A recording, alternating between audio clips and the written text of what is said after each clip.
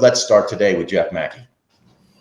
Let's do it. Hey, I'm looking at Nike. They report next week. They are the anti-NVIDIA when it comes to stock appeal. They're not very sexy performance, one of the worst performers in the Dow. I think they come up okay this next coming week, and I think it's really half-hearted in the sense of my enthusiasm over this. This is one of those companies like Starbucks where they just were so terrible at the beginning of this year, and they lowered expectations to the point that whether it was sandbagging or just pessimism, I feel like they're going to come in and be at least a little bit optimistic into this quarter. Institutions really want to love this, particularly in a world where Costco is drifting up towards 60 times earnings. Walmart's the best performer in the Dow.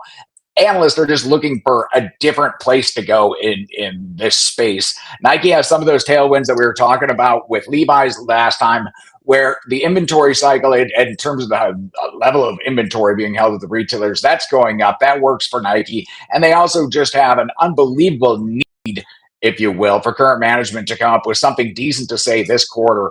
Nike puts on a great show. They're never going to warm before the Olympics. I love this trade up to about 110, and then I want to re-enter the short if and when it gets there. So it's to say it's half-hearted. My pair trade is to get long it now and short it later. Thank you so much for tuning into Wall Street Beats. I'm Herb Greenberg. If you found today's clip interesting, please hit those like and share buttons and consider subscribing to our podcast at wallstreetbeats.com, where you get daily updates from our pros on what's affecting their favorite stocks. Thanks for watching. We'll see you next time.